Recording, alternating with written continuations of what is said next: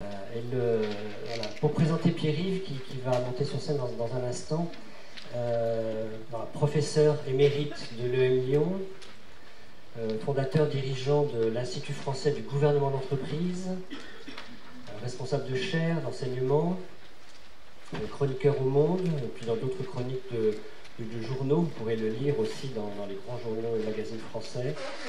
Auteur de livres, donc vous avez vu ce qu'il pouvait vendre, dédicacé pour vous, sur des choses, voilà, j'ai en tête le capitalisme malin, des sujets sur le sens du travail, le dernier que sais-je sur le capitalisme, et voilà, j'ai la chance de savoir que je vous partage qu'il y a d'autres ouvrages en préparation, donc voilà, nous pourrons continuer de lire et de savourer Pierre-Yves avec nous.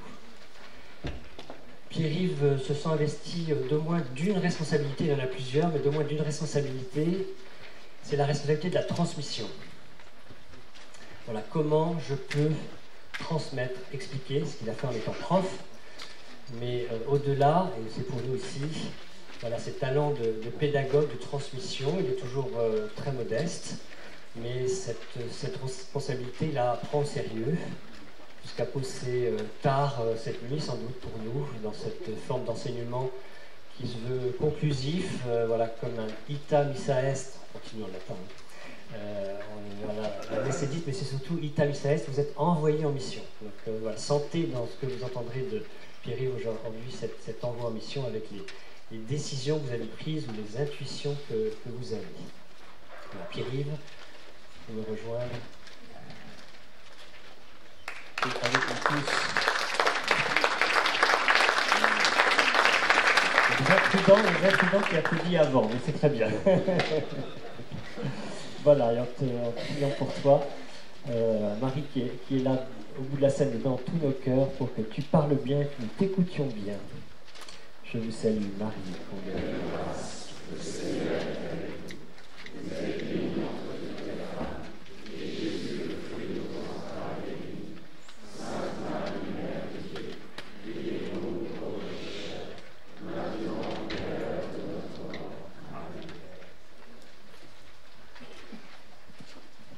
Le micro. Seigneur Esprit Saint, toi qui es le Père des pauvres, viens ouvrir nos cœurs et nos intelligences pour que nous puissions entendre ce que tu veux nous dire aujourd'hui.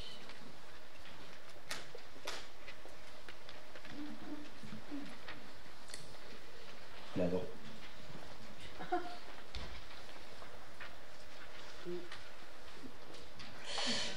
On peut pas garder ça tout le temps parce que vous allez regarder.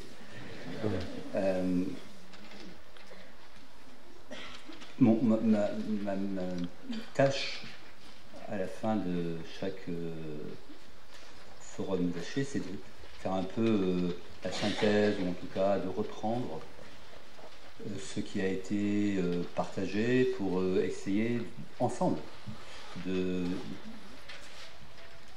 dire avec quoi on peut partir finalement. Ces 3 jours et demi sur le thème, cette année, de quoi sommes-nous vraiment responsables, avec quoi on peut partir. Donc j'ai fait le même travail, j'ai dû faire cette nuit le même travail, enfin cette nuit, tard dans la soirée, le même travail que vous avez peut-être fait, que vous allez faire, de synthèse. Et ce que je vais vous présenter, c'est un travail humble, modeste de synthèse de ce que j'ai entendu, ce que j'ai compris à travers les différents témoignages, partages, enseignements que nous avons vécus. C'est pas plus que ça, mais c'est ça, et c'est mon rôle de vous le partager maintenant. Voilà. Et avant d'entrer dans le propos, je voudrais partager ces 2 choses.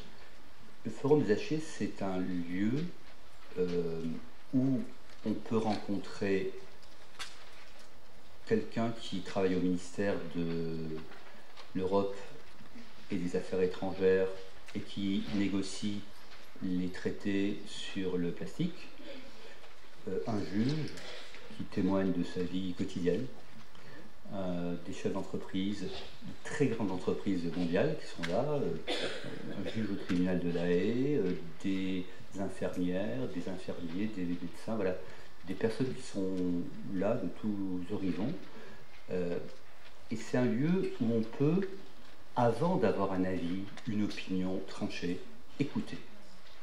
Moi, ce qui m'a frappé, notamment durant ces 3 jours, ce forum-là, c'est qu'on était là pour écouter des personnes témoigner de leur vie et de leurs responsabilités compliquées,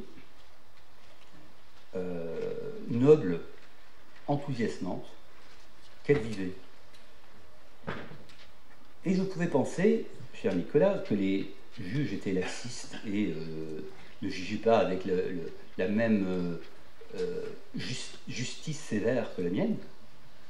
Et en t'écoutant, je me dis, bon sang, mais qu'est-ce que je suis stupide de ne pas comprendre ce que c'est que le travail d'un juge, quoi.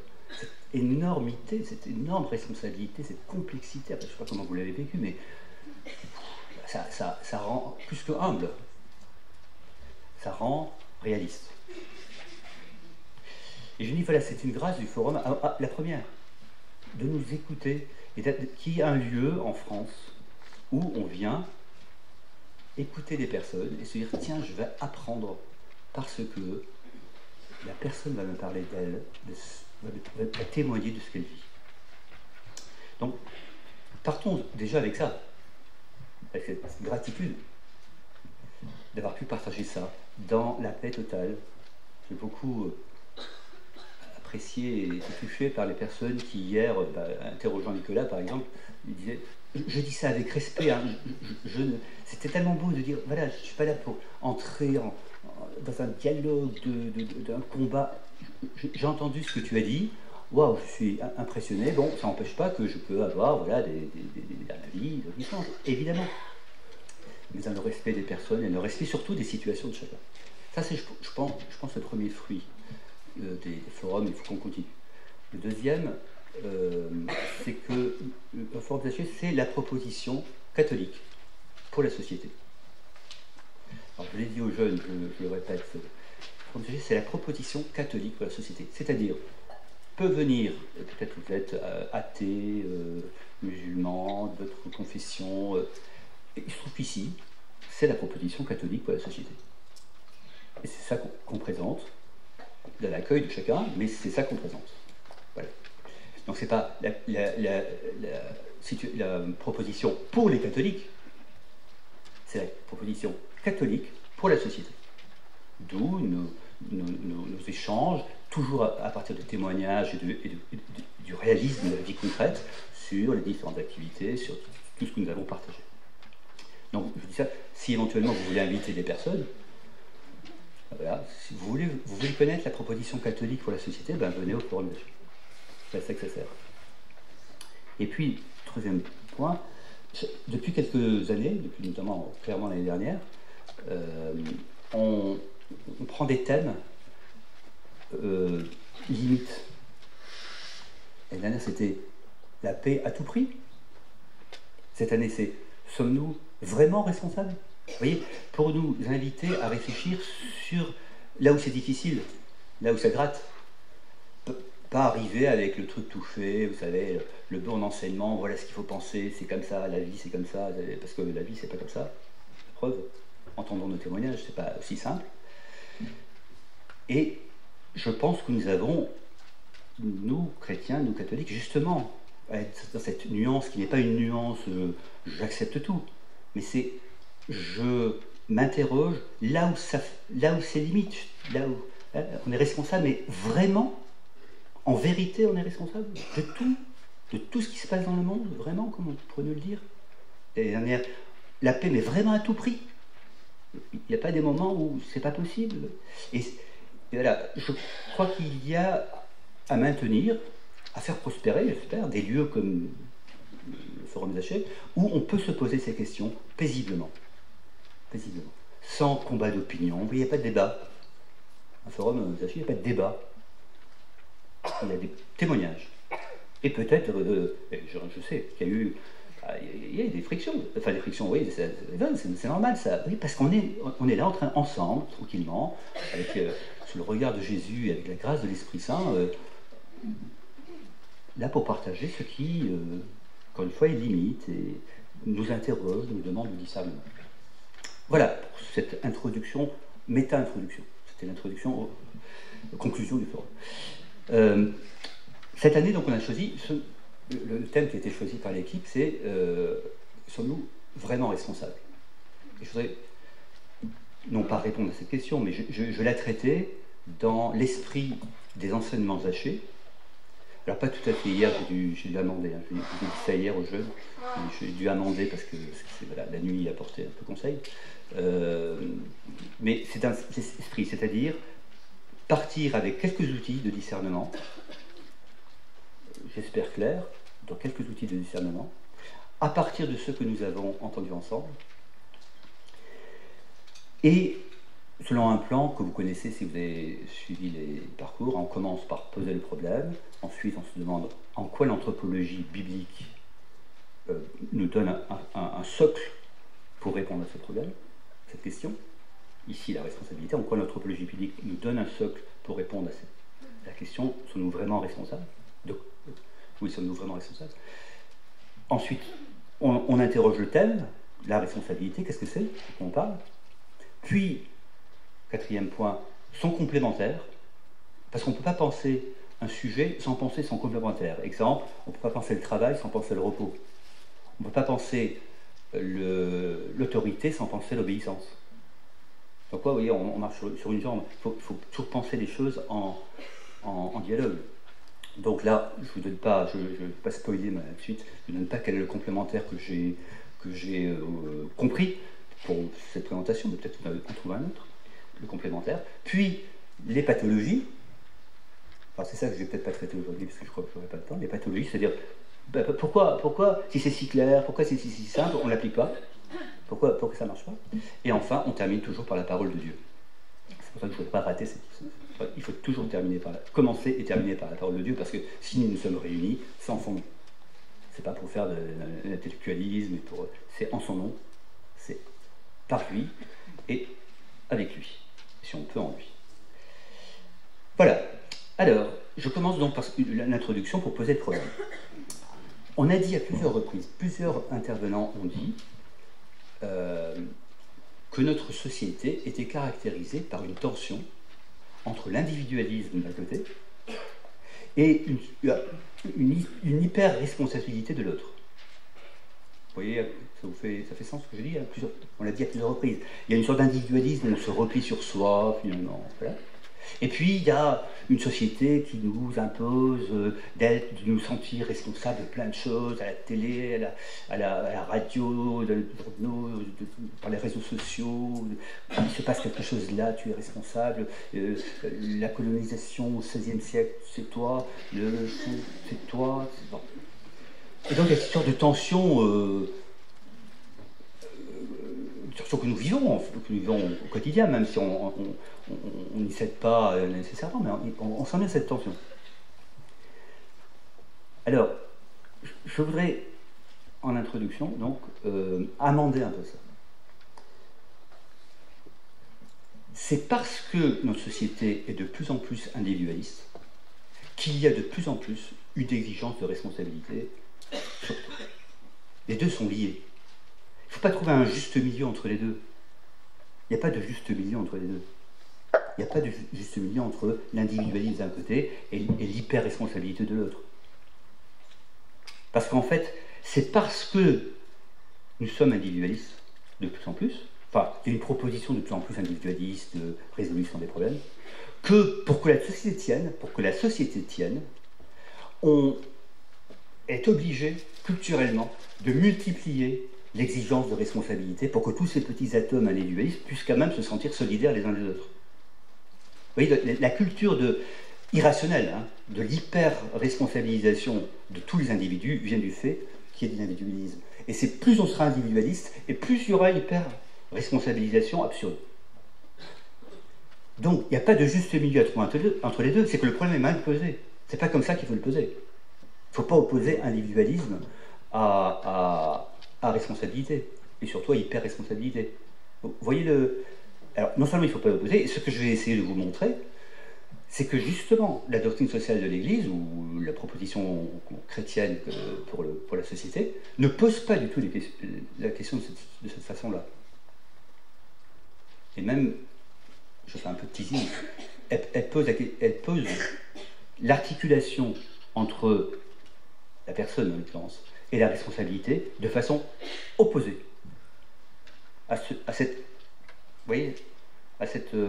cette opposition entre les deux, individu, responsabilité, comment faire que la liberté d'individu soit malgré tout réponde à la responsabilité pour tout, et donc, encore une fois, c'est à mon sens ce délire culturel autour de la responsabilité de tout, sur tout, partout, etc., qui fait qu'on est responsable de rien, finalement, ou que ça produit des dépressions, de l'éco-anxiété, parce que si je suis responsable de tout, donc évidemment, je ne peux pas agir, donc je me sens totalement dépossédé de toute liberté, du coup. Donc il y a quelque chose qui n'a pas, pathologiquement. Mais c'est parce qu'en fait, je crois, enfin, du point de vue de la doctrine sociale de l'Église, me semble-t-il, on pose mal le problème. Il faut le poser différemment, c'est ce que je vais essayer de vous montrer. Et donc pour le faire, je suis le plan classique à la Zaché, c'est-à-dire, je commence par l'anthropologie biblique. Que nous dit l'anthropologie biblique de la responsabilité, sur la responsabilité? Alors, vous l'avez peut-être entendu dans l'atelier de Guillaume, on en a discuté, je ne sais pas si tu l'as dit dans l'atelier, je le dis haute voix, le mot responsabilité apparaît très peu dans la Bible. Et même au sens moderne, il n'apparaît pas. Il est parfois traduit, je crois qu'il y a 56 occurrences dans toute la TOB, la traduction œcuménique, 56 occurrences du mot responsabilité. Parce que c'est un mot, Pascal Dide nous l'a dit vendredi, c'est un mot qui est récent, qui relève du vocabulaire juridique depuis le XIXe siècle. Donc, c'est pas ce mot qu'on va trouver dans la Bible. Le mot qui correspond à ce qu'on cherche à capturer par le terme responsabilité de l'être humain, c'est en grec le mot metsa, en hébreu le mot metsa, en grec c'est épistrophos, je crois, et c'est le gardien. C'est déjà un signe. C'est déjà un signe. C'est le mot gardien en fait. Gardien d'une compagnie, dans le Lévitique, gardien évidemment, gardien du jardin. Parce que celui qui est gardien est responsable de ce qu'on lui a confié. Ça fait écho dans notre esprit à tout ce que Jésus va dire sur le serviteur qui doit garder quand le maître s'en va. Alain nous a dit, c'était hier je crois, le maître s'en va et il doit la garder. La responsabilité première, c'est la responsabilité du gardien. Et j'ai trouvé, alors il y en reste sûrement d'autres, mais j'ai trouvé, je vous partage, 4 responsabilités qui sont confiées à l'être humain par nature. C'est-à-dire par Dieu, dans sa nature même d'être humain. Un être humain, pour l'anthropologie biblique, que nous partageons, qui est la base de ce que nous proposons au monde, l'anthropologie biblique, un être humain est responsable. Dieu le crée responsable, tout de suite. Mais de 4 choses. 1, responsable de la bonté de la création. C'est fou, hein? Alors ça, le texte a été cité 2 fois, je vais le citer une 3e fois, si vraiment vous avez échappé, que c'est pas possible, puisqu'on le cite aussi, je crois, premier enseignement attaché. Mais je vais citer tout le passage. C'est donc Genèse 1, c'est le 6e jour, je cite tout le 6e jour. Et Dieu dit que la terre produise des êtres vivants, écoutez bien, des êtres vivants, selon leur espèce, bestiaux, bestioles, bêtes sauvages, selon leur espèce. Et ce fut ainsi. Les bêtes, les êtres vivants, pardon. Dieu fit les bêtes sauvages selon leur espèce, les bestiaux selon leur espèce, et toutes les bestioles de la terre selon leur espèce, et Dieu vit que cela était bon. Dieu dit, faisons l'homme à notre image, selon notre ressemblance, qu'il soit le maître des poissons, des mers, des oiseaux, du ciel, des bestiaux, de toutes les bêtes sauvages et de toutes les bestioles qui vont et viennent sur la terre, qui vont et viennent sur la terre, c'est beau, hein, qui vont et viennent sur la terre, pas qui sont en cage, qui sont dans un zoo, qui vont et viennent sur la terre. Dieu créa l'homme à son image, à l'image de Dieu il le créa, il les créa, hommes et femmes. Dieu les bénit, hommes et femmes, et dit, soyez féconds, multipliez-vous, remplissez la terre et soumettez-la, soyez les maîtres des poissons des mers, des oiseaux du ciel, de tous les animaux qui vont et viennent sur la terre. Qui vont et viennent toujours. Hein. Quand on dit soumission, qui vont et viennent. Dieu dit encore, je vous donne toute plante qui porte sa semence sur toute la surface de la terre et tout arbre dont le fruit porte sa semence. Telle sera votre nourriture, abondance de la nature. À tous les animaux de la terre, à tous les oiseaux du ciel, à tout ce qui va et vient sur terre et qui a souffle de vie, je donne comme nourriture toute l'herbe verte. Donc le lion mangeait de l'herbe. Et ce fut ainsi. Et la dernière phrase qu'on connaît tous. Et Dieu vit ce qu'il avait fait, et voici, cela était très bon. Il y eut un soir, il y eut un matin, 6e jour. Dieu nous crée, ontologiquement, comme on dit en langage, notre ontologie, gardien. J'ai fait un truc superbe. Eh bien, c'est toi qui vas le garder. Il y a des bêtes sauvages, des bestioles, des machins, c'est très beau. Eh bien, il y a une de mes créatures qui, elle, va être gardien de l'ensemble. Il a été fait référence par Marine, le premier jour, d'un texte trop connu, enfin, très connu dans l'histoire des idées en écologie, qui d'un chrétien d'ailleurs, a prétendu montrer que le christianisme est à la base de toute exploitation de la terre, parce que justement il y a une sorte de soumission de la terre. Ce texte a une grande prospérité, même s'il a été évidemment beaucoup critiqué, mais à mon avis pour des raisons anti-religieuses, plus que pour des raisons de fond intellectuel, parce que c'est vraiment un contresens. C'est un contresens. Ce que dit clairement la Bible, c'est exactement l'inverse. C'est à l'image d'un Dieu qui crée quelque chose de très bon, soyez les gardiens et faites en sorte, soyez responsables de ce très bon. Donc tout ce qu'on dit sur l'écologie aujourd'hui, depuis le pape, je vous rappelle que le premier qui en a parlé de manière systématique, c'est Benoît XVI dans Caritas in Veritate, hein.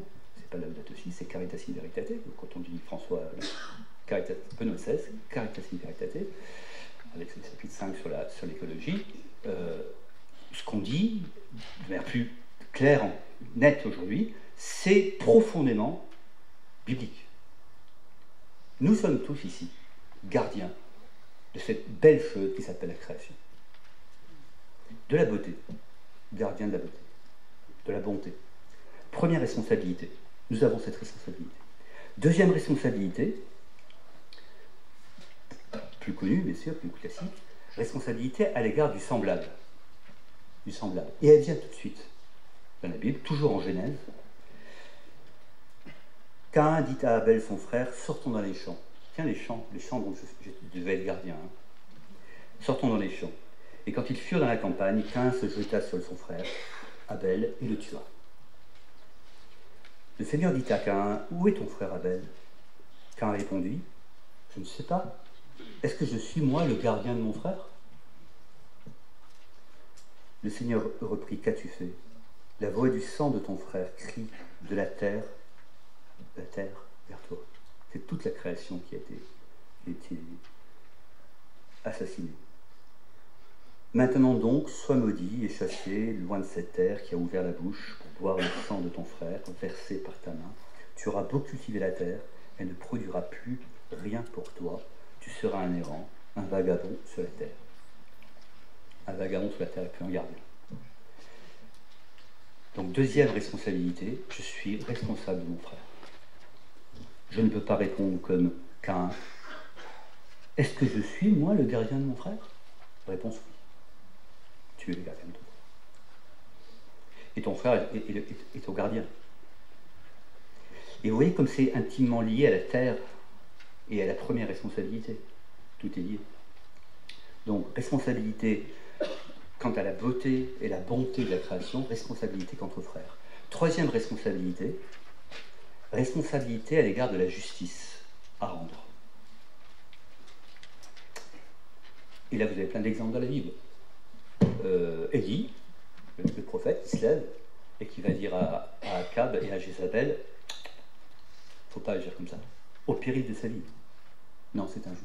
Livre des Rois, fin du premier, début du deuxième. Tu ne peux pas agir comme ça. C'est Nathan qui va voir David, qui lui raconte une histoire de brebis tuée par le... Tu te reconnais pas un petit peu dans l'assassin, là, David, roi David, grand roi David? Et David, waouh, mais oui, bien sûr. C'est donc Nathan qui s'oppose au puissant, au roi David, et qui se sent responsable de la justice. C'est pas juste ce que tu as fait, je suis là pour te le dire. Et puis j'aime beaucoup ce passage biblique qui m'a beaucoup porté dans ma vie. Daniel, un petit gamin. Daniel, vous savez, c'est Suzanne qui a été accusée injustement d'infidélité par les vieillards, elle est condamnée à mort. Daniel, alors, Suzanne cria d'une voix forte, « Dieu éternel, toi qui pénètres les secrets, toi qui connais toutes choses avant qu'elles arrivent, tu sais qu'ils ont porté contre moi un faux témoignage. Voici que je vais mourir sans avoir fait tout ce que leur méchanceté a imaginé contre moi. » Appel de Suzanne. Le Seigneur entendit sa voix. Comme la conduisait à la mort, Dieu éveilla l'esprit de sainteté. C'est un tout jeune garçon nommé Daniel. J'aime beaucoup ce moment et qui se mit à crier d'une voix forte, « Je suis innocent de la mort de cette femme. » Fort, hein, un gamin, et toute la foule qui entraînera Jésus à un moment donné, la mort, crucifié-le, ça. Il y en a un qui se lève, ce que t'as pas fait Saint-Pierre, hein, ce que n'a pas fait l'apôtre petit Daniel, il se lève, hein, je suis innocent, en tant qu'être humain, je suis innocent du sang de cette femme.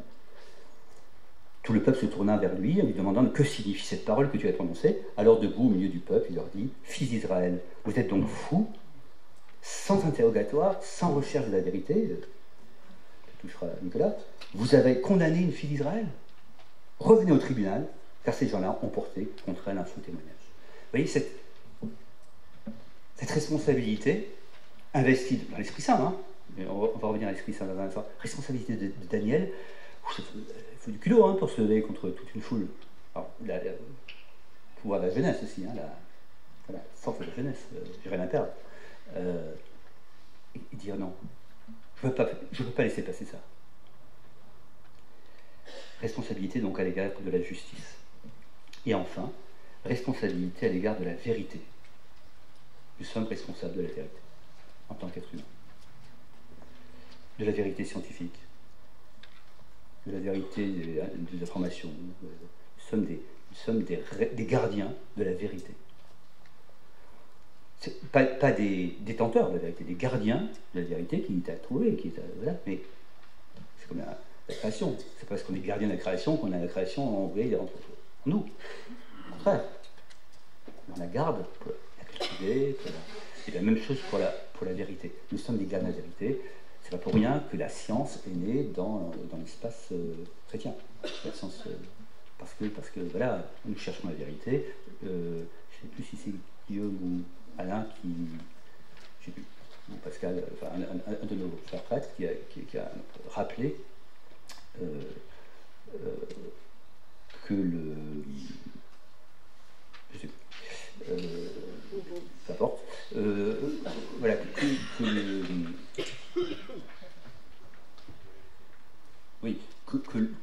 que la démarche, que le fait de chercher la vérité dans ce grand livre qui est le livre de la nature, c'est aussi important que de chercher la vérité, c'est aussi important, oui, la vérité dans la parole de Dieu. C'est la même chose. Dieu parle aussi dans le grand livre de la nature, et donc il parle aussi par la science, par tout ce qu'on peut découvrir. Saint Paul dit ça aussi, ce qu'on peut découvrir dans l'activité intellectuelle, scientifique. Donc il y a cette dimension. Et puis, cette vérité, dans la vérité, cette vérité ultime, qui est l'annonce de la vérité, qui est l'annonce de l'évangile, qui est l'annonce du salut pour tous, qui est une des dimensions de la vérité. Et c'est de notre responsabilité, cette annonce-là. c'est notre responsabilité, au même titre que être gardien de la bonté de la création, être gardien de notre frère, être gardien de la justice, être gardien aussi de la vérité et de l'évangile, et de l'annonce. En effet, annoncer l'évangile, nous dit saint Paul, ce n'est pas là pour moi un motif de fierté, c'est une nécessité qui s'impose à moi, malheur à moi, si je n'annonçais pas l'évangile. C'est pas un fanatique idéologue qui dit ça. C'est de la même façon que je fais de la science, de la même façon que je cherche la vérité du monde, de la même façon, je suis obligé d'annoncer, parce que c'est vrai. D'annoncer parce que c'est vrai, c'est comme la science, hein. Je ne suis pas obligé que vous me croyez, mais je suis chargé de vous l'annoncer. Alors, quel est mon mérite? C'est d'annoncer l'évangile sans rechercher aucun avantage matériel, sans faire valoir mes droits du prédicateur de l'évangile. Oui, libre à l'égard de tous, je me suis fait l'esclave de tous, afin d'en gagner le plus grand nombre possible à la vérité. Donc, vous voyez, ontologiquement, comme on dit, hein, dans la nature même de l'être humain, il y a un rôle de gardien, une responsabilité. Et là, je voudrais inverser une proposition qui a été faite à plusieurs reprises aussi, sur le lien entre liberté et responsabilité. Parce qu'il peut y avoir, à mon avis, une petite ambiguïté. On pourrait dire, en fait, je suis responsable parce que je suis libre. Comme je suis libre et que je peux faire n'importe quoi, il faut quand même que je sois un peu responsable. Hein. Donc il faut quand même mettre un peu de responsabilité dans tout ça. Donc ça serait quand même bien de cadrer un petit peu les choses. On peut entendre ça comme ça. Or ça, c'est très moderne. Ça, c'est très pensée moderne. On part de l'individu qui serait libre comme ça en soi, et qu'il faut bien un peu responsabiliser, autrement il va partir en live. Et donc la responsabilité, c'est une sorte de carcan, de système de règles qu'on met sur la liberté pour la contraindre. Mais c'est pas ça que nous dit l'anthropologie biblique. Elle nous dit l'inverse. C'est parce que je suis responsable que je suis libre. C'est parce que, à la différence de toutes les espèces, des bestioles qui vont et viennent sur la Terre, j'ai cette responsabilité de gardien, que je suis libre de l'assumer ou pas. Que je suis libre d'en assumer une grande partie ou une petite. Que je suis libre d'en prendre complètement conscience, ou moins, donc de faire ce travail sur la création, sur l'accueil de l'autre, sur la justice, sur la vérité, de faire ce travail. Je suis libre parce que je suis responsable.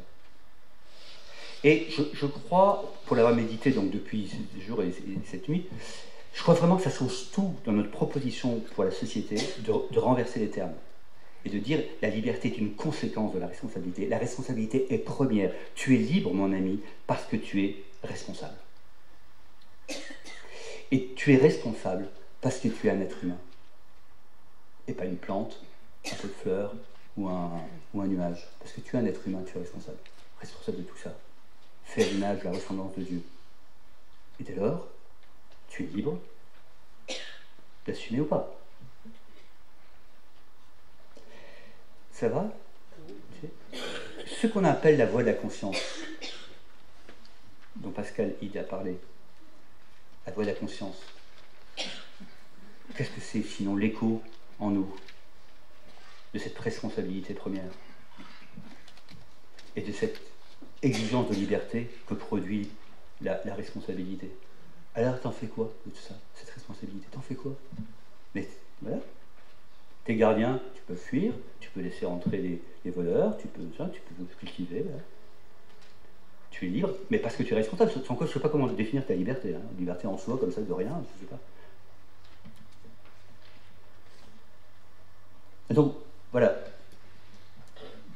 Premier point, enfin, le deuxième ou le troisième, mais en tout cas, le bif, comme on dit en anglais, ce que je propose de partir avec, viatique, c'est dire, en fait, est-ce qu'on n'a pas à dire au monde et aux jeunes, en particulier aujourd'hui, dans un monde qui irresponsabilise a priori, vous voyez, quand on oppose individu à responsabilité, on se dit, ben, l'individu, il n'est pas responsable, et puis il faut peut-être lui mettre un peu de responsabilité.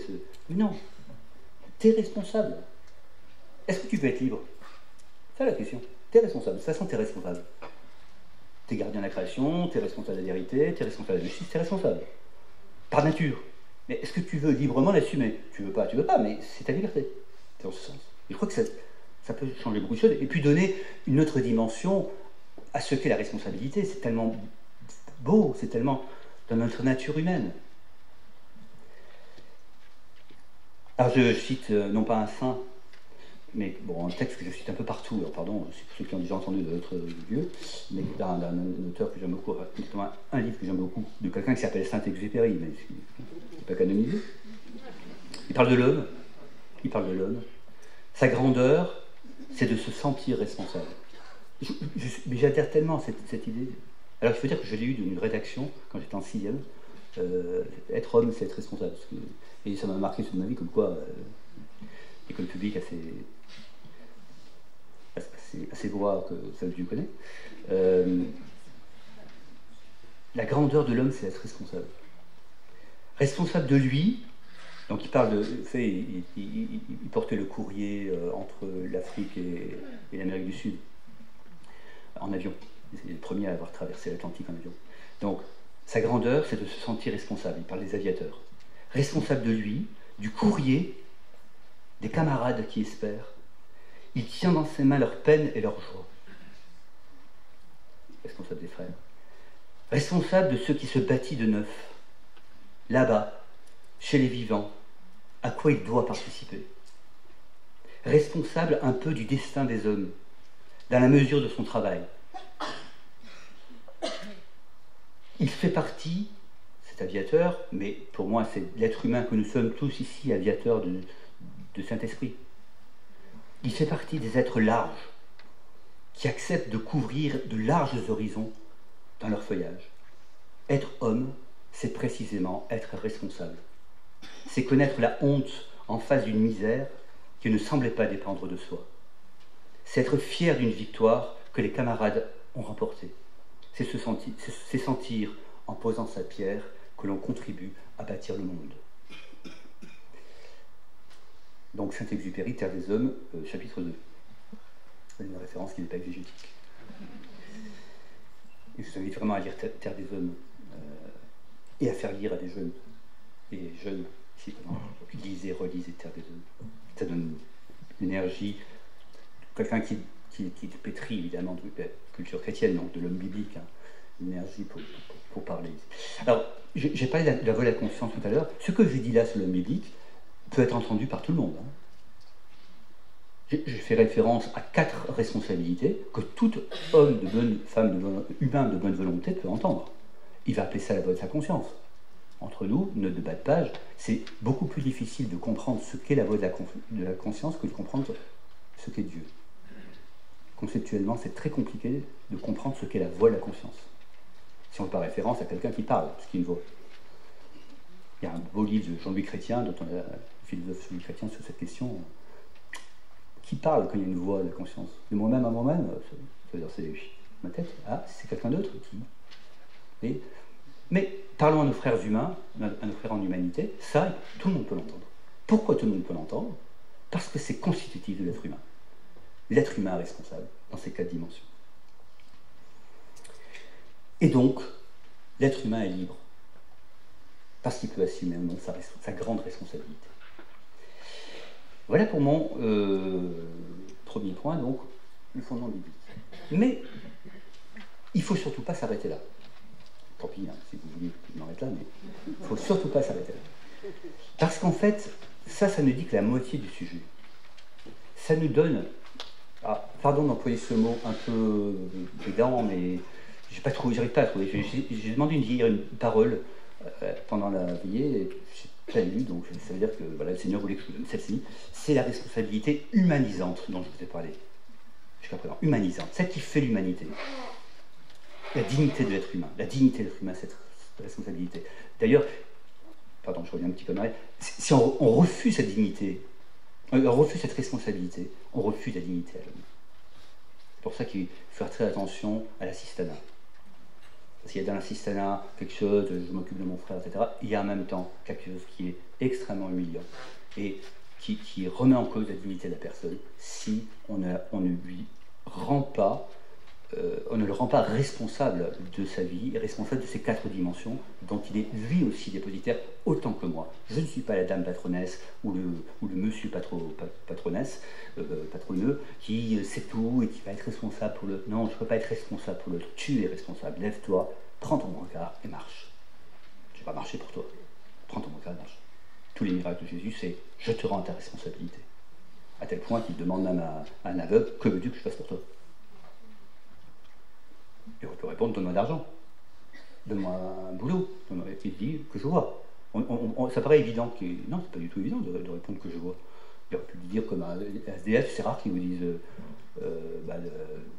rends-moi millionnaire. Il faut vous dire, donne-moi une pièce. Et là, l'aveugle, il croit, il dit que je vois. Et vous avez dit, lève-toi, tu vois. Parce que, voilà, je te rends à ton humanité. Cette première dimension de la responsabilité, c'est celle qui nous humanise, nous la partageons tous. Mais, deuxième point, donc, il y a une responsabilité agissante, que je vais appeler maintenant la responsabilité agissante, et qui n'est pas tout à fait, qui n'est pas la même, qui n'est pas de même nature. Elle est liée à la première, elle n'est pas de même nature. La responsabilité agissante, c'est celle qui nous conduit à répondre de. On vous a parlé de l'étymologie de la responsabilité. Je vous ai dit que dans la Bible, il n'y a pas le mot, c'est le mot gardien qu'il faut plutôt utiliser. Je suis gardien. Le terme responsabilité, il vient du français médiéval, et donc du latin, de responsum, c'est répondre de, être garant de. Et être garant de en réponse à. Et s'il y a une réponse, c'est qu'il y a une question. Donc je vais passer de la grande responsabilité, le socle, la grande responsabilité humanisante que nous partageons tous, à la prise de responsabilité qui va être singulière, localisée, dans le temps, dans l'espace, relativement à la personne. C'est ce que j'appelle la responsabilité agissante, cette fois. Et ce n'est pas la même chose. Et pour moi, beaucoup de confusion et de malaise que nous entretenons, que nous vivons autour de la responsabilité, est-ce que c'est le responsable de tout, vient du fait qu'on ne distingue pas les deux. Nous sommes tous responsables des 4 dimensions en termes ontologiques. Mais nous n'exerçons pas de la même façon ces responsabilités. Et en français, ça marche bien. Nous avons tous des responsabilités, les 4 dont je parlais. Nous avons, avoir, posséder, parce qu'elles sont en nous. Mais nous prenons des responsabilités. Et prendre des responsabilités, c'est choisir, dans le monde des possibles, comment je vais agir. Bien sûr, on va y revenir, en regard à mes 4 grandes responsabilités ontologiques. Mais comment je vais agir là, concrètement? Et c'est très différent. Prendre sa responsabilité suppose, là je vais être un petit peu didactique, suppose 3 dimensions. Que 3 dimensions se réalisent, 3 pôles se réalisent. Le premier, on est responsable de quelque chose, de concret et de délimité. On n'est pas responsable en soi. Ça, c'est la première. On est responsable en soi, c'est les 4 dont j'ai parlé. Mais maintenant, quand je prends mes responsabilités, je suis responsable de quelque chose. De balayer cette salle. Pas de la propreté du monde, voire de la beauté de la création. Sauf qu'il faut balayer cette salle-là. Donc, voilà, il faudra passer l'aspirateur ou le machin, le balai, je sais pas, pour qu'elle soit propre. Là, donc, de quelque chose de précis. Répondre, c'est je réponds de. Ça veut dire que je réponds à quelqu'un. Je suis donc responsable auprès de quelqu'un. Deuxième pôle. Il y a responsabilité exercée que s'il y a quelqu'un auprès, une personne auprès de laquelle je peux rendre compte de ma responsabilité. Non, je suis responsable de quelque chose de précis auprès de quelqu'un de connu. Et troisième pôle, en vertu d'un engagement. Je ne suis pas responsable comme ça, de tout. parle de la responsabilité pratique maintenant, pas de la responsabilité ontologique, pas de la responsabilité... Vous avez bien compris les différences. Pratiquement, je suis responsable en vertu de l'engagement. Oui, j'ai levé la main tout à l'heure quand on m'a dit « Voulez-vous balayer la salle ?» Je me suis engagé, je suis responsable. Et donc, je suis responsable de quelque chose et je vais rendre compte à quelqu'un. Trop peu. Et ça simplifie les choses, je crois. Enfin, en tout cas, moi, ça m'a simplifié quand je prépare le topo. Parce que, d'une part, bien distinguer la responsabilité ontologique qui est dans ma nature de ce qu'on va me demander de faire ou ce que je dois faire, qui est la responsabilité que je prends. Dans toutes ces possibles, j'en prends quelques-unes. Et dans le cas de la responsabilité que je prends, il y a des conditions pour que ce soit une responsabilité. Autrement, ce n'est pas une responsabilité. C'est un truc, un vague engagement. Et responsabilité, s'il y a un engagement de faire quelque chose dont je rencontre quelqu'un. En entreprise, c'est fondamental. Il n'y a pas de responsable s'il n'y a pas spécifié de quoi on est responsable, auprès de qui on va rendre compte, et pourquoi c'est nous, c'est cette personne qui est responsable plutôt qu'une autre. Parce qu'il y a un contrat, parce qu'il y a un engagement, parce qu'il y a une feuille de route, parce qu'il y a quelque chose. Mais enfin voilà, il faut bien qu'on ait tangibilisé le fait qu'on soit engagé. Ça va? Donc vous voyez comment on avance, là on commence à avoir un outil de discernement. Est-ce que je suis vraiment responsable? Oui, en tant qu'homme, en tant qu'être humain, mais maintenant, quand je prends ma responsabilité, je ne le suis que dans la mesure où la responsabilité est définie. Je sais de quoi je parle en termes de responsabilité. Donc je ne peux pas être responsable du climat. Ça n'a aucun sens. Je vais revenir, me sentir concerné par le climat au nom de ma responsabilité à l'égard de la bonté de la création, et de la beauté de la création. Mais ma responsabilité, ça peut être de ne pas utiliser un sac en plastique ou négocier un contrat plastique au niveau international. Mais c'est une responsabilité qui est définie. Ça, c'est la responsabilité efficace, la responsabilité agissante. J'espère que ma petite clarification permet aussi de clarifier les risques autour de la responsabilité. Alors là, je vous demande un effort d'abstraction. Vous savez que dans les enseignements sociaux, il y a toujours un tableau, à un moment donné, parce que j'aime bien les tableaux, les crèvements. Et là, j'en ai fait un, mais je ne peux pas j'ai pas envie de projeter. Alors, je vais vous le faire comme ça. Imaginez que vous ayez à répondre à la question, là, en horizontal, de quoi je suis responsable, et en vertical, auprès de qui je rencontre. Et de quoi?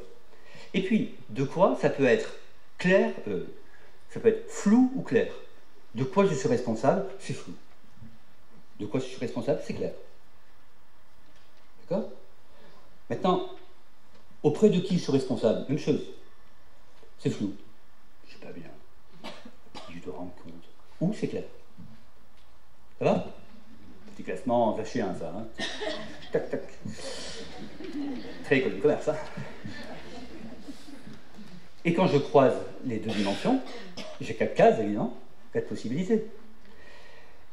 De quoi je suis responsable, c'est flou. Auprès de qui je suis responsable, c'est flou. Ça, c'est la dépression. Ça, c'est...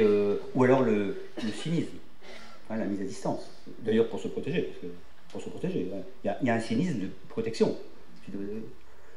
Je ne sais pas trop de quoi ce qu'on me demande et je ne sais pas à qui je dois rendre compte. Mais on me dit que je suis responsable. Donc, sentiment de responsabilité, dépression,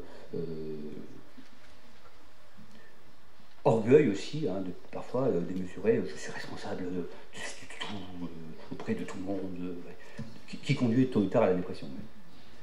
Et je crois que l'éco-dépression, l'éco-anxiété, vient du fait qu'on confond d'abord le niveau de la responsabilité ontologique. Je suis, en tant qu'acteur de la création, je suis responsable de la création, avec la responsabilité concrète et agissante. Déjà, on confond les deux niveaux. Et quant à la responsabilité agissante, comme on ne sait pas de quoi on est responsable concrètement et auprès de qui à qui on va rendre compte concrètement, ça donne... Enfin, c'est avec angoisse que j'imagine l'angoisse de ceux qui sont dans cette situation. Ça doit être épouvantable. Je comprends qu'il y ait des jeunes qui refusent d'avoir des enfants. Mais évidemment, si vous vous mettez sur des situations malheureuses, il n'y a aucune solution. Mais c'est psychologique, c'est pas lié à... C'est psychologique. C'est psychosociologique. Vous êtes placé dans une situation où il faut commencer déjà par clarifier de quoi vous parlez. Si vous vous êtes engagé à ne pas jeter des sacs en plastique, ne jetez pas des sacs en plastique, rendez compte à l'association du refus des sacs en plastique, et voilà. C'est un engagement qui a été pris et qui conduit à, et vous êtes tranquille, je vais y revenir, on participe, voilà, une petite partie à la grande responsabilité que nous avons à l'égard de la création, mais enfin, on y participe dans une responsabilité agissante. Si tu dois signer le traité avec le monde entier, je sais pas si Marine est encore là, voilà. Si tu as signé le traité, eh ben, voilà, tu sais ce que c'est compliqué, on a vu, hein, il faut y arriver, mais tu sais que ton boulot, c'est signer le traité, c'est pas de sauver les bébés phoques, c'est ce traité-là, c'est auprès de qui, les opinions publiques, ton ministère, etc. Voilà, et là, tu as convenu que ça permet de cerner ton espace de responsabilité, et donc tu n'es pas dépressif de savoir, mais je vais pas sauver toute la planète, et tous les animaux, et tout, machin, avec ce traité-là. Non, c'est pas possible. C'était pas ça qui était prévu. Donc, flou, danger. Flou, hein, vous voyez ce que je veux dire. Flou, danger. Je vais retenir ça, flou, danger. Vous rencontrez quelqu'un, vous dites flou, danger. Mais autour de vous, faites l'exercice, et en nous. Deuxième possibilité, donc de quoi je suis responsable? C'est flou. Oui. De quoi je suis responsable? C'est flou. Et auprès de qui je suis responsable? C'est précis. Vous voyez? Mais le truc, de quoi je suis responsable? Alors, je sais que le chef, c'est lui, hein, que l'autorité, elle est exercée. Ça, c'est les abus. Les abus, ça, c'est la mainmise, ça, c'est l'emprise. Vous avez un gourou, un qui est l'autorité, et en fait, vous ne savez pas vraiment de quoi vous êtes responsable. Et donc, c'est lui qui va, dans son autorité, vous produire le sentiment de culpabilité permanente. Ça, c'est le risque de. Je crois que. Alors, je ne vais pas avoir la prétention stupide de dire tous les abus se comprennent comme ça, évidemment. Mais je crois qu'il y a une dimension des abus qui se comprend de cette façon-là. On place des personnes dans des situations où elles ne savent pas de quoi elles sont responsables, et c'est l'autorité qui. En revanche, elles savent à qui il faut rendre compte. Dans l'entreprise, c'est terrifiant. Hein, c'est flou, exactement, mais il y a un chef qui vient là. Tu l'as fait?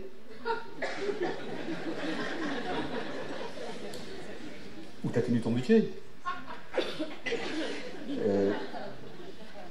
Troisième possibilité.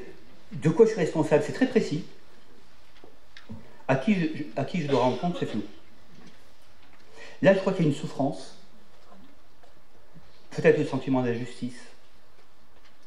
Une incertitude déstabilisante du fait, vous voyez, qu'on bosse, on fait, on a l'impression de... Mais finalement, on ne sait pas à qui rendre compte. C'est important dans l'entreprise, ça aussi. Enfin, je dis l'entreprise qu'on n'a pas assez parlé d'entreprise, peut-être dans ce forum, mais j'en profite pour donner ces exemples. L'entreprise, quand on a une tâche et tout, et quand il faut répondre, on dit je ne suis pas reconnu. Parce que j'ai personne auquel je peux être répondant. Donc responsable. Donc injustice et confort. Et puis bien sûr, quand c'est précis de quoi je suis responsable, c'est précis, et auprès de qui je rencontre c'est précis, ça c'est la responsabilité pleine et saine. La prise de responsabilité pleine et saine. Et voilà pourquoi je crois que dans notre discernement, il est toujours important de faire précis, de clarifier de quoi, auprès de qui. Pas dans un esprit contractualiste, vous voyez, mégoteur, en disant ouais, mais c'est pas. Non, c'est juste parce que la qualité de mon travail, la qualité de mon engagement, la qualité de ce que je fais dépend de ça. Bien sûr qu'il peut y avoir des marges de manœuvre, bien sûr que l'autorité qui m'évalue peut être suffisamment ouverte, souple pour. Vous voyez, pas rentrer dans un cadre, il faut produire exactement ça, c'est pas ça que je veux dire. Hein. Simplement, il faut qu'on soit en accord entre l'institution qui m'évalue, enfin, l'évaluateur légitime et moi, et nous, est-ce qu'on est d'accord sur ce que je dois faire? Est-ce qu'on est d'accord que c'est toi qui dois l'évaluer dans ce cadre-là? Ça va toujours? Donc voilà, on a un petit outil supplémentaire. Après les trois, hein, le tripode, il faut vraiment qu'il y ait responsabilité de quelque chose auprès de quelqu'un en vertu d'un engagement, avec les pathologies, c'est pour ça que je ne vais pas traiter les pathologies tout à l'heure, avec les difficultés qu'il peut y avoir si c'est...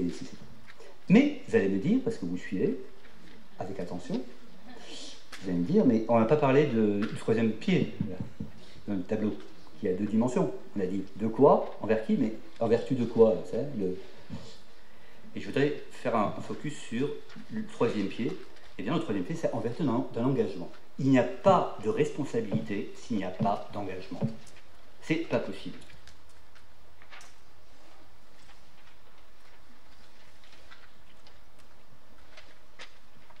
Si une crise de la responsabilité aujourd'hui, on ne veut pas prendre la responsabilité, c'est parce qu'il y a une crise de l'engagement, en fait. Et s'il y a une crise d'engagement, c'est qu'il y a un individualisme qui n'est pas un égoïsme. Hein. C'est pas ça. L'individualisme, ça n'a rien à voir avec l'égoïsme. Hein. L'individualisme, c'est le fait que je me replie sur moi-même pour évaluer qui je suis. Donc sur mes ressentis, c'est ça l'individualisme. C'est un repli sur soi.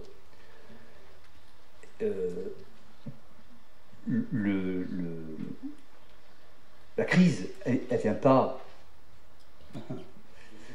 La crise, elle vient pas de... Attends, je regardais simplement parce qu'on nous dit...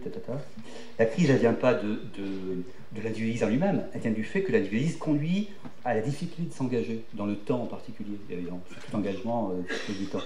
Et on l'a dit à plusieurs reprises, il me semble. Nicolas, quand tu as parlé du temps dont tu as besoin, le temps des traités, tu disais, Marine, les temps du traité, le temps du politique, le temps n'est pas le même. Et oui, pour qui est responsabilité, il faut accepter qu'il y a un engagement, et donc qu'on prend un pari sur le temps, quoi. Et évidemment, plus ça se raccourcit, plus notre temps se raccourcit, plus... Alors, je ne vais pas vous refaire le coup, réseaux sociaux, écran, nanana, plus raccourcir notre temps, l'immédiateté, et moins l'engagement semble nécessaire, parce qu'on est toujours connecté en temps réel, et donc, si l'engagement n'est pas possible, la responsabilité n'est pas possible. Et si la responsabilité efficace n'est pas possible, c'est toute notre dignité d'homme, d'être humain, qui ne peut pas être servi. Crise. Vous voyez pourquoi je disais qu'il ne faut pas opposer responsabilité et individualisme. Comme c'est la même personne qui, en fait, parce qu'elle est personne, elle est responsable, mais pour être responsable, il faut s'engager. S'il y a une crise d'engagement pour des raisons qui sont liées à notre société, mais je crois qu'il n'y a pas de méchant là, c'est de la technologie, machin, une crise de l'engagement, mais tout se met en pathologie, vous voyez, tout se met en... Voilà. Une théorie d'explication que je vous partage. Si vous n'êtes pas d'accord, vous en discuterez dans la vôtre. Voilà.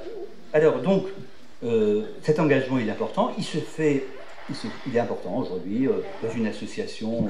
Je suis membre, il y a des amis qui sont aussi membres d'une association. On essaie de restaurer des églises, des chapelles romanes de village.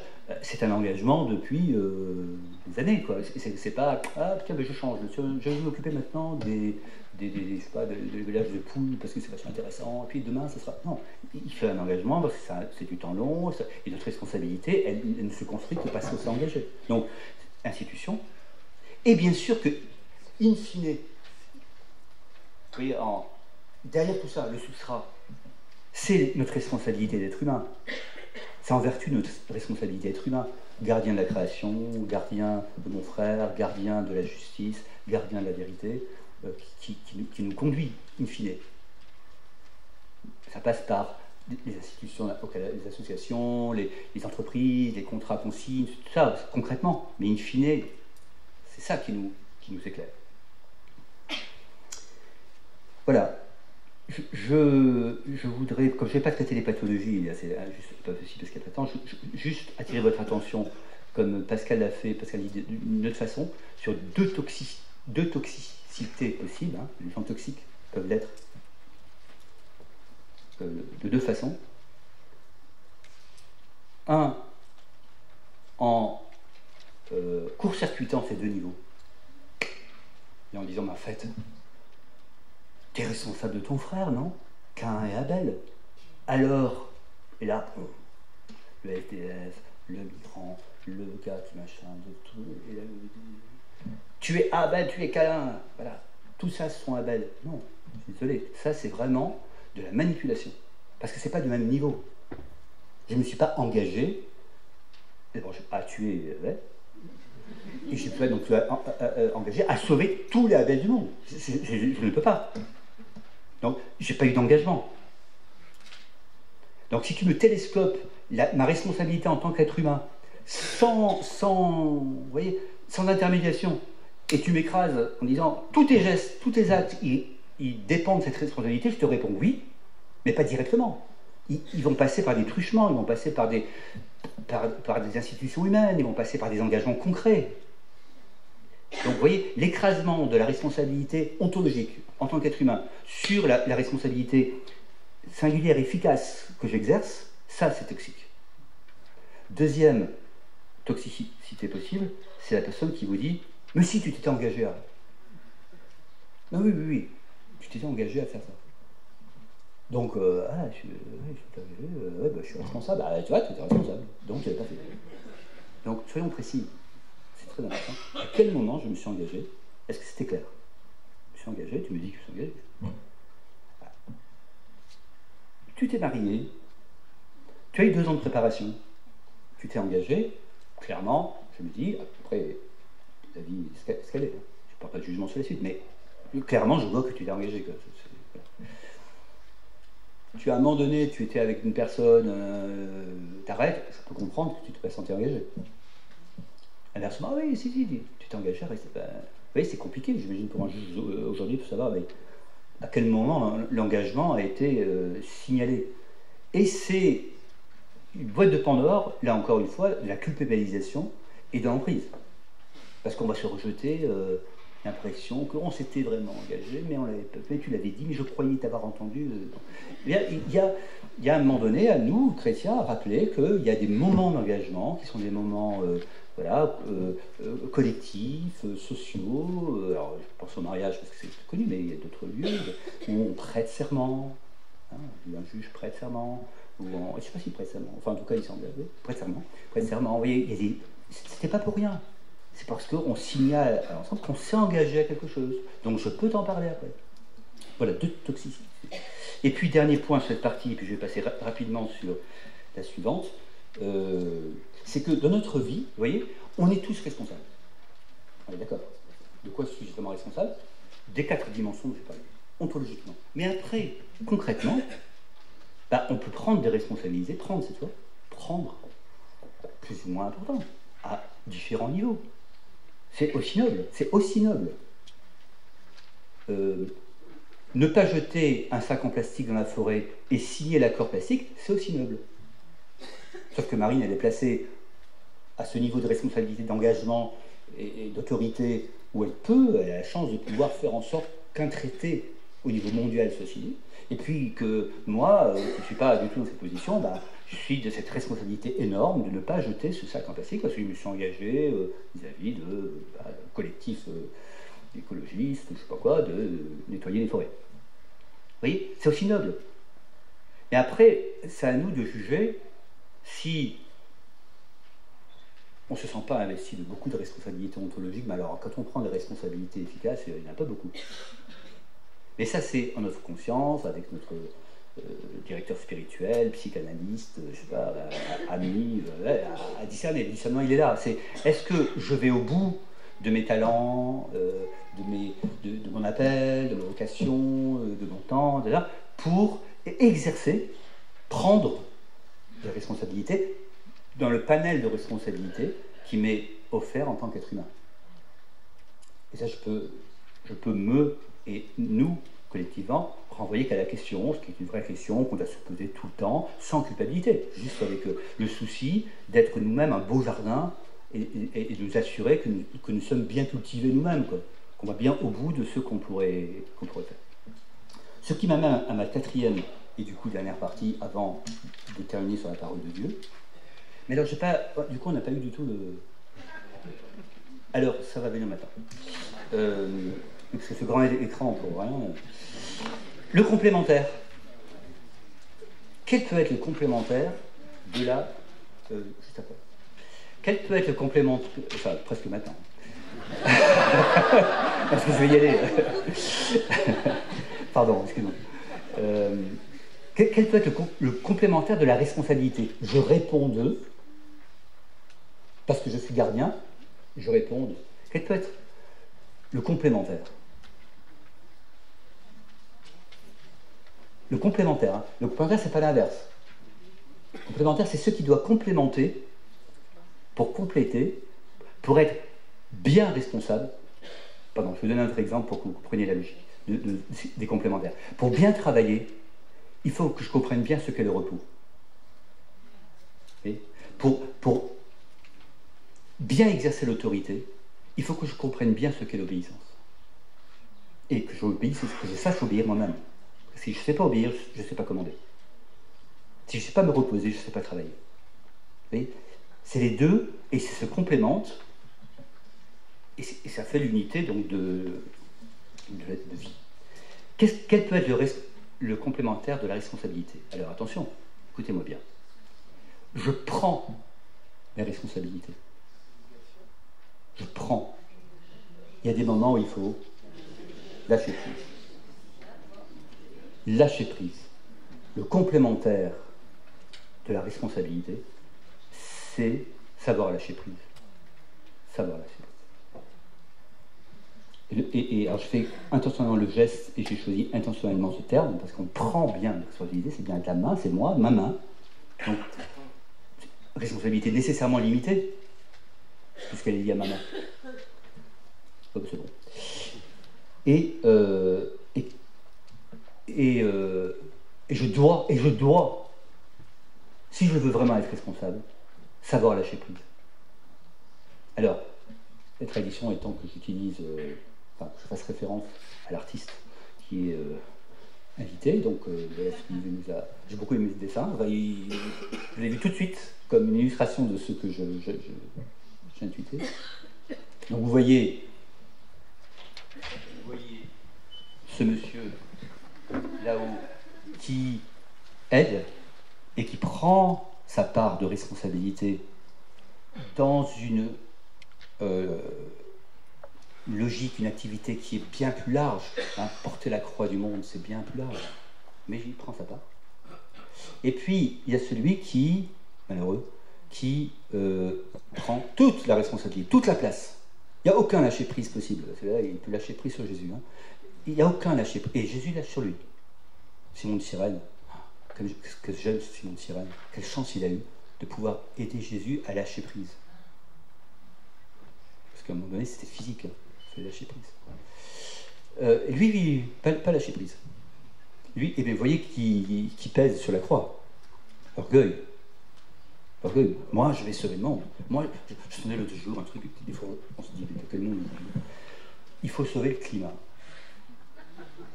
Que veut dire cette phrase en français? Il faut sauver le climat. Il faut sauver les personnes, il faut sauver les animaux, mais le climat, il ne peut pas changer. Mais on voit ce que ça signifie dans l'orgueil.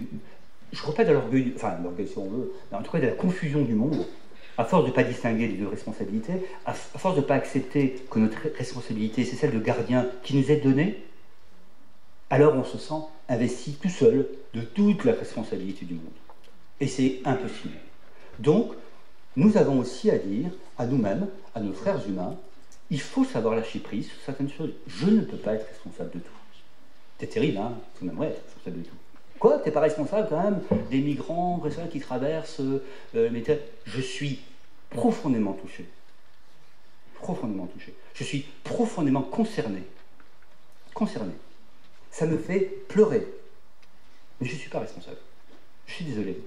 Je suis responsable comme l'est ici Gabriel lorsqu'il accueille une personne chez elle dans un cadre des jésuites qui accueillent une fois par mois des personnes pour les intégrer. Là, je suis responsable.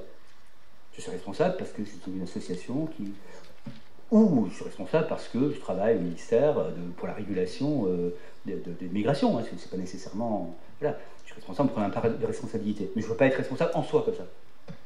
C'est terrifiant. Et puis c'est faux.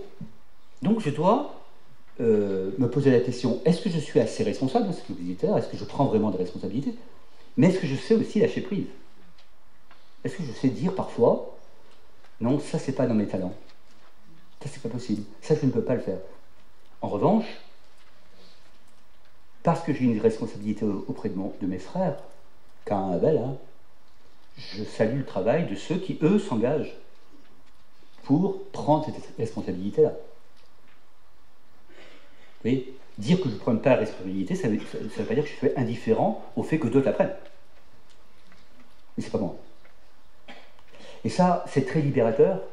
Et quand je dis libérateur, c'est pas juste libérateur parce que ça m'enlève un poids, le poids d'une croix complètement démesuré, évidemment, par rapport à ce que je peux porter, évidemment. C'est aussi libérateur relativement à la confiance que je peux avoir envers les autres. Il n'y a pas que moi hein, pour m'occuper du monde entier. Il y a plein de gens qui font des choses. Peut-être que ça va me permettre, si je lâche prise, d'ouvrir les yeux sur plein de gens qui agissent.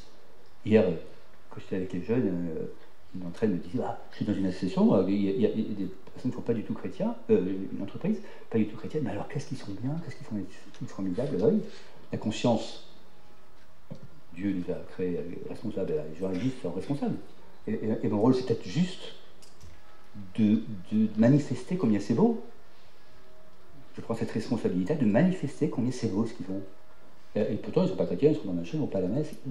C'est beau, ça va dans le bon sens. Et ils prennent, eux, leurs responsabilités. Donc, vous voyez, bien complémenter les deux, et bien réfléchir, hein, devant le Seigneur, sur notre surface de responsabilité par rapport à notre surface de lâcher prise.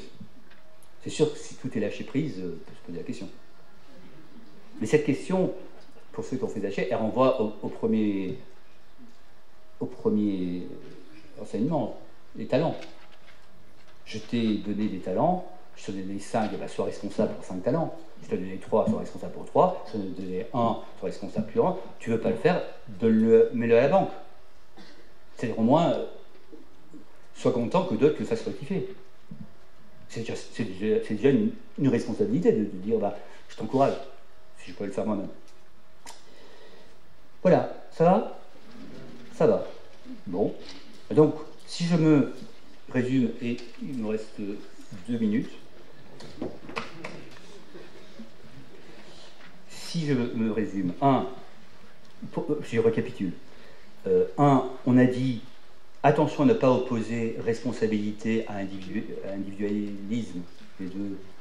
Parce qu'en fait, c'est pas comme ça qu'il faut se poser la question. La personne humaine est responsable. Elle est responsable au moins à 4 niveaux.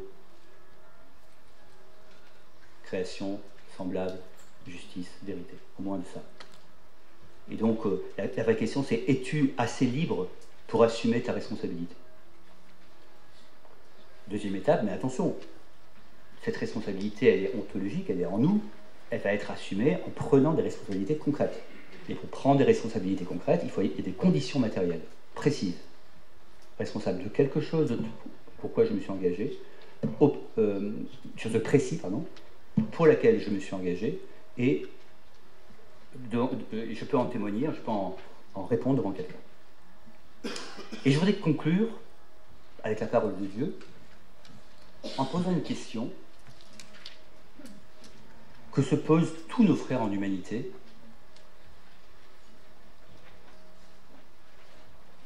et qui est au cœur de notre proposition. Et cette question, c'est celle-ci. Père, pourquoi m'as-tu abandonné? Père, pourquoi m'as-tu abandonné? Une question qui était... Tu t'étais engagé.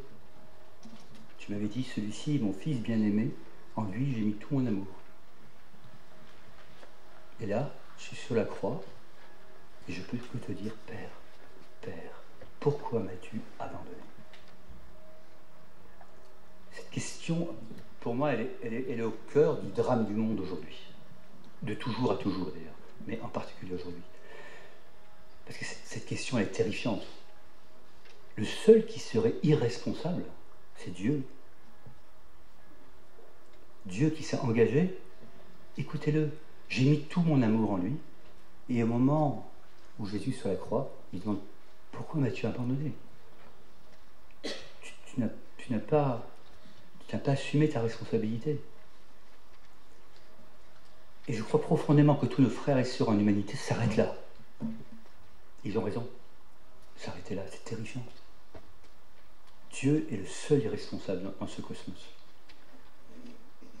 Ou alors, il y a un truc qui nous a échappé. Ayant la condition de Dieu, Jésus ne retint pas jalousement le rang qu'il égalait à Dieu. Mais il s'est anéanti, prenant la condition de serviteur, devenant semblable aux hommes, reconnu comme homme à son aspect, il s'est abaissé, devenant obéissant jusqu'à la mort et à la mort de la croix. C'est pourquoi Dieu l'a exalté.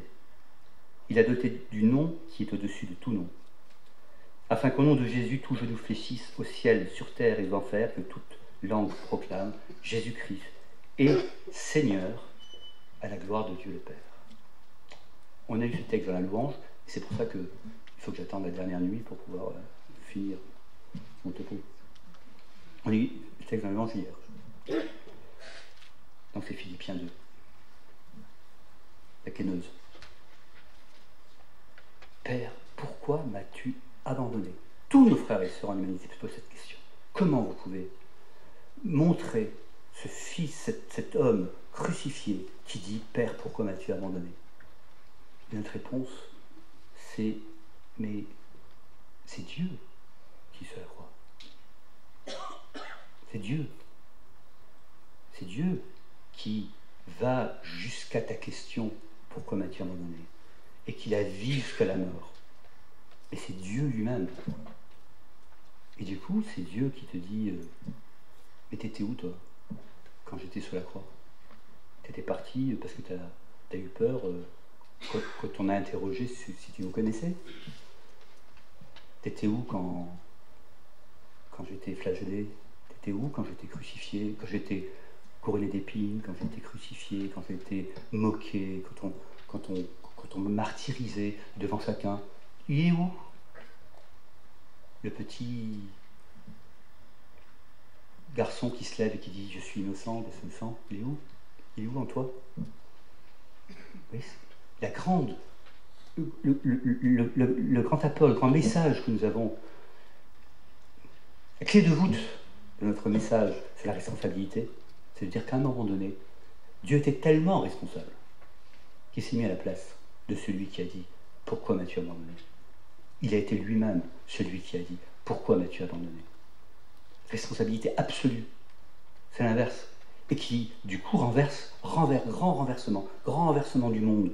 Tout ce qui était sage est devenu fou, tout ce qui était fou est devenu sage, parce que c'est Dieu qui est crucifié. Un, deux, la Trinité est mort, comme disait un chant protestant ancien qui a beaucoup inspiré Nietzsche. Un, de la Trinité est mort, Dieu est mort. Et Dieu est mort. Et là, on pourrait dire, attention, les cathos. D'accord, je comprends. D'accord, c'est Dieu. Mais alors, quelle culpabilisation? Là, tu rajoutes une sacrée couche. Non seulement je suis responsable de ce que tu m'as raconté, mais en plus, je suis responsable de la mort de Dieu. Je te reconnais bien le catho, là. Culpabilisation judéo-chrétienne. Et là encore, mais va jusqu'au bout. Va jusqu'au bout de ton cœur, va jusqu'au bout de la lecture aussi. Va jusqu'au bout de ce qui s'est passé. Sur la même croix, le même homme, le même Dieu dit « Pardonne-leur. Ils ne savent pas ce qu'ils font. Pardonne-leur. » Le même qui renverse ses responsabilités et qui nous dit « Où étais-tu lorsque l'innocent est condamné ?» nous dit « Mais tu es pardonné. Par ce geste même, tu es pardonné.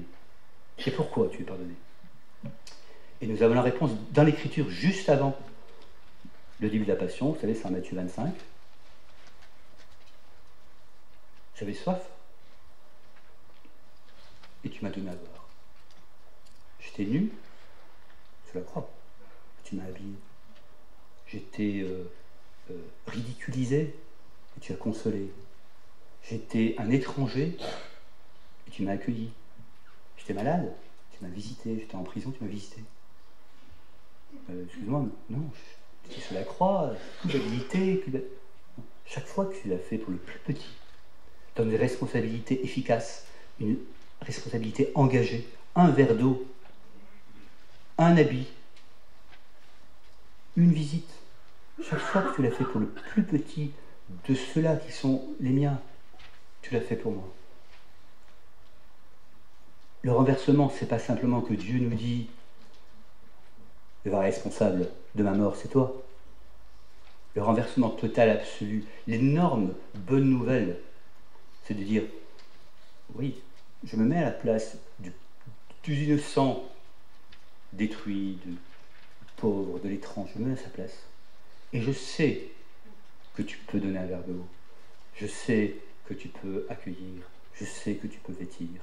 Alors voilà, en le faisant, tu le fais pour moi et tu remplis à la fois ta responsabilité, tu prends ta responsabilité efficace et tu honores ta responsabilité en tant qu'être humain.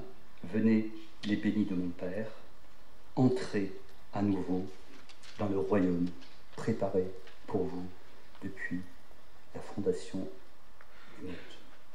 La grâce de Jésus soit